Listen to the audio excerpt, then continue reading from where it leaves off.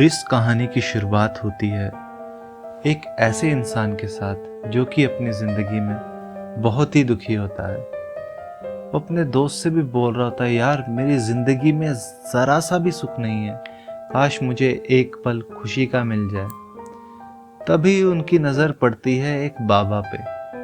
वो बाबा बहुत मुस्कुरा रहा होता है, ठहाके मार रहा होता है। वो देखते हैं, यार ये बाबा इतना खुश कैसे रहता है। वो उसके पास जाते हैं।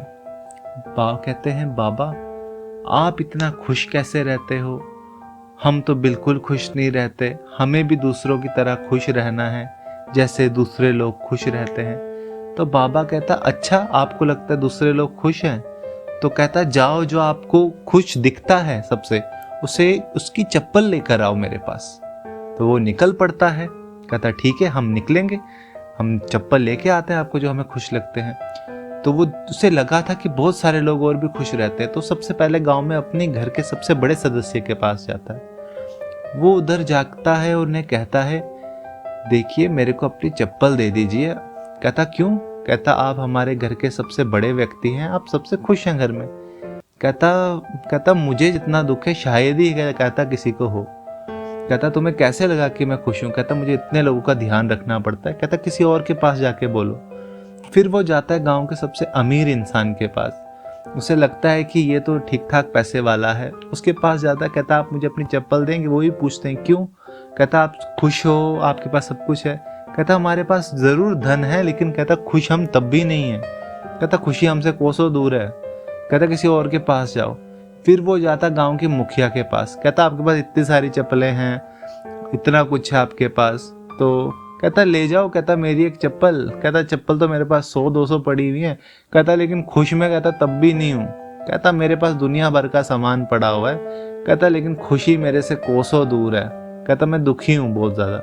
फिर उसके बाद वो कहता राज दरबार वालों के पास जाओ, शायद उधर खुशी मिलेगी। उधर जाता है तो उधर देखता है वो खुद दुखी होते हैं। राज दरबार वाले कहते हैं दिन भर कहते तुम्हारी रक्षा करते करते कहते हमें अपने परिवार से मिलने का भी समय नहीं लगता, हम खुश कैसे हो सकते हैं। कहता आप उधर जाओ, कहीं और जाके देखो, जरूर कोई ना कोई आपको गांव में मिलेगा जो कि खुश जरूर होगा।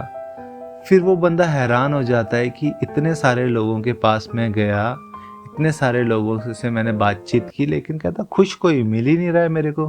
कहता ये क्या चक्कर हो रहा है मेरे साथ कि ऐसा तो नहीं था, पहले तो मुझे बहुत सारे अच्छे अच्छे लोग मिल जाते थे, सब मुझे खुश भी दिख रहे थे, सब अपनी ज़िंदगी हंसी खुशी से बिता रहे थे, लेकिन अब जब मैं उनसे पूछने जा रहा हूँ तो हर किसी को एक अपना अपना दुख मिल रहा है। हर किसी का अपना अपना दुख है, जो अच्छे दिखते भी हैं उन्हें भी अपना दुख है। तो फिर उसके दिमाग में एक ख्याल आता है कि क्यों ना मैं गाँव के सबसे अमीर इंसान राजा के पास जाता हूँ, उसके पास ज़रूर खुशी ज़रूर होगी उसके पास।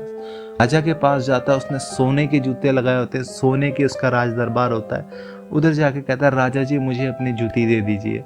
कहता क्यों? वो बताता है ऐसे ऐसे मुझे साधु ने बोला है कि खुश इंसान के जूती लेके आओ। कहता जूती तो तू ले जा। कहता लेकिन खुश मैं भी नहीं हूँ, मुझे भी डर रहता है कोई और हम पे कब्जा ना कर ले या ये ना करे। कहता तू रानी के पास जा। वो रानी के पास जाता है। रानी कहती मुझे भी डर लगा रहता है कहीं राजा दूसरी शादी ना कर ले या राजा को कोई हादसा ना हो जाए राजा के साथ। कहती मैं भी बहुत दुखी रहती हूँ इस चिंता में। कहती मेरे पास बेशक हीरे मोतियों की जुतियां हैं, लेकिन कहती खुश मैं तब भी नहीं हूँ। तो वो हैरान हो जाता है कि हमारे राजा रानी भी खुश नहीं है। वो जाता है अपने गांव वापस जा रहा था, उसकी नज़र जाते जाते एक साधु पे पड़ी होती है। उसके पास कुछ नहीं होता साधु के पास।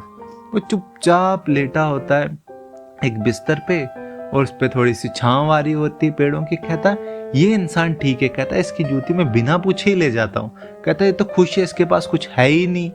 कहता है तो बिल्कुल मजे से लेटा हुआ है, घोड़े बेच के सो रहा है। जैसे ही वो उसके पास जाता तो वो साधु उठ खड़ा होता। कहता बेटा तू मेरे ही पास वापस आ गया। कहता मिला तेरे को कोई खुश है इन संसार में? तू कह रहा था ना किसी की तरह खुश रहना है। कहता किसकी तरह खुश रहना है तुझे? इस संसार में कोई भी खुश नहीं है, सबके सब दुखी हैं।